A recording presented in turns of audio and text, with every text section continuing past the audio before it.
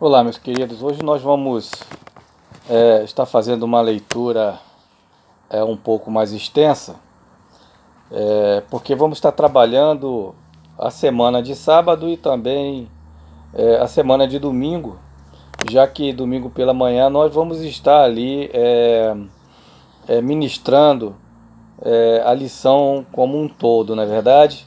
E essa semana nós tivemos aí com a nossa leitura diária. Então nós vamos estar lendo aqui o livro de Isaías, capítulo 9, do versículo 1 ao 7, e posteriormente vamos estar fazendo a leitura do Salmo 119, do versículo 105 ao 112, que estará nos trazendo a orientação, as instruções sobre a única opção é a palavra de Deus, que é a Bíblia Sagrada. Nós vamos estar fazendo essa leitura para melhor compreensão. Eu sou o pastor Elias, da Igreja Batista em Água Branca, onde ali cooperamos juntamente com o nosso pastor presidente, o nosso pastor Denilson Cavaleiro. E todo domingo pela manhã, a partir das 9 horas, nós estamos ali em culto de EBD, abrindo as primeiras horas da manhã em culto de EBD no nosso templo, que também é transmitido. É só acessar pelo YouTube, Igreja Batista em Água Branca, aqui no Rio de Janeiro, onde você estará ali cultuando conosco o nosso culto de EBD, às 9 horas da manhã, todos os domingos. E, se possível, faça a sua inscrição para que você receba as nossas notificações diárias aí do trabalho, tá ok? Então vamos lá fazer a leitura nossa, que se encontra no livro de Isaías, capítulo 9, a partir do versículo 1 ao 7. Mas para a terra que estava aflita, não continuará a obscuridade. Deus, nos primeiros tempos, tornou desprezível a terra de Zebulon e a terra de Naphtali, mas nós últimos tornará glorioso o caminho do mar além do Jordão, a Galiléia dos gentios. Logo de cara aqui a gente já sabe que está falando sobre o nascimento e o reino do príncipe da paz. No decorrer a gente vai entender bem melhor. Versículo 2 do capítulo 9 de Isaías. O povo que andava em trevas viu grande luz, e aos que viviam na região da sombra da morte, resplandeceu-lhes a luz. Tens multiplicado este povo, a alegria lhe aumentastes. Alegrem-se eles diante de ti, como se alegram na ceifa, como exultam quando repartem os despojos.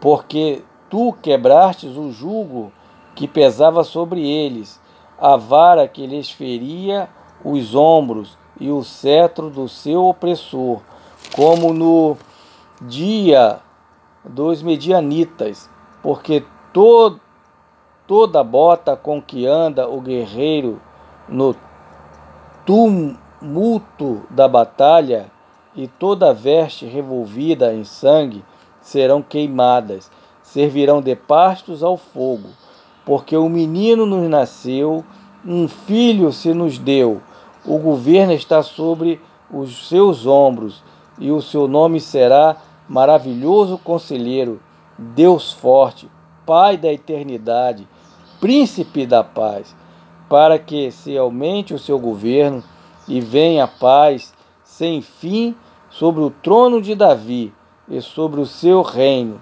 para o estabelecer e afirmar mediante o juízo e a justiça, desde agora e para sempre. O zelo do Senhor dos Exércitos fará isto. Esta é uma verdadeira profecia pronunciada através do nosso profeta Isaías, da parte de Deus. E ele já nos reafirma, que um dia virá o Messias, o Cristo, o Emanuel, o maravilhoso conselheiro. Então, no versículo 9, do verso 1 ele fala sobre a região, né, de Zebulon e Naftali, são as regiões da Galiléia, que foram os primeiros a sofrer com a invasão assíria, lá pelo ano de 732 a.C. Você vê isso, pode verificar isso lá em 2 Reis, capítulo 15, versículo 29. Então, foram as primeiras regiões a ser invadidas pela Síria. Ao decorrer, ao longo da jornada, da preparação do povo judeu, de toda essa preparação até o advento de Jesus Cristo, houve-se muitas apostasias do próprio povo de Deus, dos judeus, né? E com isso, quando essa apostasia, eles sofreram muito, né? E principalmente com os assírios, que foi um dos que guerrearam e colocaram o povo ali em cativeiro. Então houve muito sofrimento. Também fala ali no versículo 2 sobre sombra da morte, né? Os assírios, eles projetaram sua terrível sombra sobre a terra e o povo de Israel, né? Contudo, havia uma esperança. Então os assírios foram uma grande potência da época, né? Muito forte, em que subjugou o povo judeu e outros povos. Assim como a gente vê lá no livro de Êxodo, antes dos assírios, o povo que tinha uma proporção também muito grande era o povo egípcio, né? Era o poderio daquela época, mas sucumbiu, né, com a saída do povo judeu dali, com toda aquela situação em que Deus ocasionou na vida do povo egípcio, por não querer libertar o povo de Deus, né? Ali tem um significado muito grande, mostrando o quanto Deus é zeloso pelo seu povo, não importa o poder da nação, né? Então ali praticamente o povo egípcio perdeu o seu poder após a saída do povo de Israel, e consequentemente na caminhada o povo de Israel, o povo judeu, ele teve um momento de amadurecimento com o Senhor, de estar ali em adoração a Deus e tal, mas no meio do caminho acabam se juntando com povos que não deveriam se juntar, desobedece a Deus, não ouve os ensinamentos que Moisés tinha deixado, e acabam se misturando e sofrendo, né, com as invasões assírias aí, nesse período aí, tá bom? E deixou uma sombra muito grande de terror e de temor. Também ali no versículo 3 fala sobre a alegria, né? Deus revela um novo futuro para os humildes, os quais antes havia melancolia, né? Essa é a nova alegria encontrada na expressão, nas metáforas da colheita e da vitória, né? Quando fala-se colheita e vitória. Tens multiplicado este povo, versículo 3 do capítulo 9, a alegria lhe aumentaste. Alegre-se eles diante de ti, como se alegram na ceifa e como exultam quando repartem os despojos. Deus mostrando que em meio a sofrimento haverá sempre alegria. Ele nunca deixará de estar ali no meio de qualquer e toda melancolia que possa existir na vida do homem, porque essas melancolias quem acaba construindo é o homem em seu pecado, né? E por conta disso, por conta de reis e governantes, a nação sofre. O pecado de um acaba sujando a muitos, né? Então, infelizmente, é a vida, né? Quando fala de julgo ou vara, no versículo 4 do capítulo 9, são figuras de opressão, né?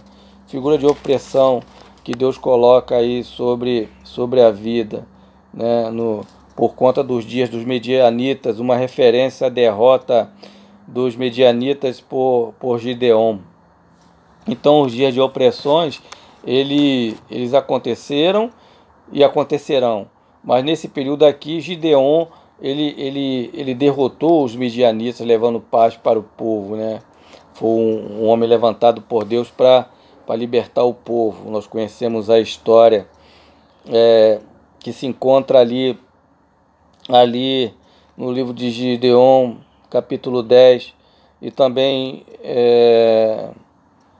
aliás, no capítulo de Juízes 6, 7 e capítulo 7, do 22 ao 20, versículo 22 ao 25, nós temos ali a história de Gideon contada a nós, né? Aqui no 10, versículo 26, porque o Senhor dos Exércitos citará contra ela um flagelo, como a matança de Midian junto à penha de Horebe, e a sua vara estará sobre o mar, e ele levantará como fez no Egito. Então Deus mostrando o socorro ali do povo, aqui na palavra de Isaías 10, versículo 26. Deus sempre no meio da melancolia para ajudar o seu povo e a sua nação. Nós temos aqui também no versículo 6, falando sobre o menino, o filho, né? Essas são as boas novas, é o nascimento de Jesus Cristo. E os 4 nomes reais expressam suas qualidades divinas e humanas, né? Nasceu, maravilhoso conselheiro, Deus forte, Pai da eternidade, príncipe da paz.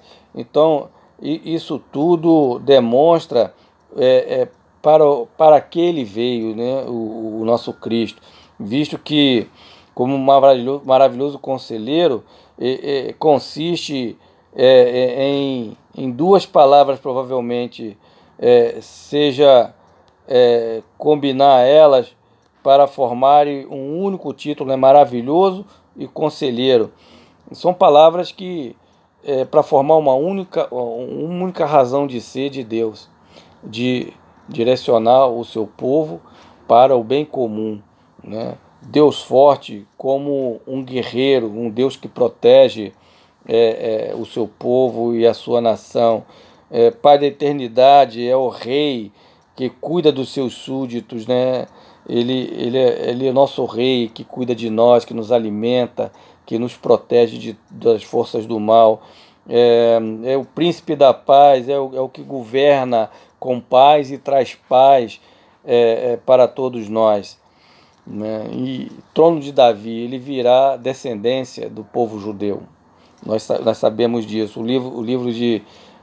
O capítulo 1 de Mateus dá genealogia, né? E deixa muito claro de onde vem a descendência de Davi através de Maria, e também ali aquele que estaria cuidando dele, que é seu pai José, né?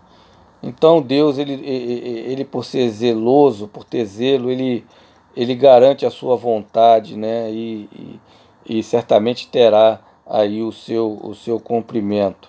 Como nós observamos aqui no versículo 8, o Senhor julgará Israel, né, o reino do norte, e a sua capital Samaria, o reino do norte. Algumas vezes também é chamado de Efraim.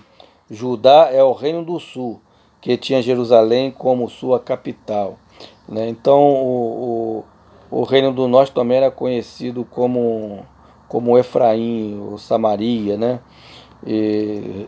E que seria julgado, e foi julgado por Deus, tanto um quanto o outro foram separados. Então Deus tem a sua soberania, meus queridos. E ali no Salmo 119, vai nos deixar bem claro a razão de ser de nossa lição para esse próximo domingo. A única opção, a palavra de Deus. O Salmo 119, no versículo 105, diz assim: lâmpada para os meus pés é a tua palavra, e juiz para os meus caminhos. Jurarei e confirmarei o juramento de guardar os teus retos juízos. Estou aflitíssimo. Vivifica-me, Senhor, segundo a tua palavra. Aceita, Senhor, a espontânea oferenda dos meus lábios, e ensina-me os teus juízos. Estou de contínuo em perigo de vida, todavia não me esqueço da tua lei. armam ciladas contra mim os ímpios, contudo não me desvio dos teus preceitos ou da tua palavra. Os teus testemunhos recebi-os por legado perpétuo, porque me constitui prazer no coração. E nós temos a Bíblia como legado de Deus na nossa vida. Induzo o coração a guardar os teus decretos para sempre até o fim. Então eu induzo o meu coração na leitura da palavra, porque ela é a única opção que a palavra de Deus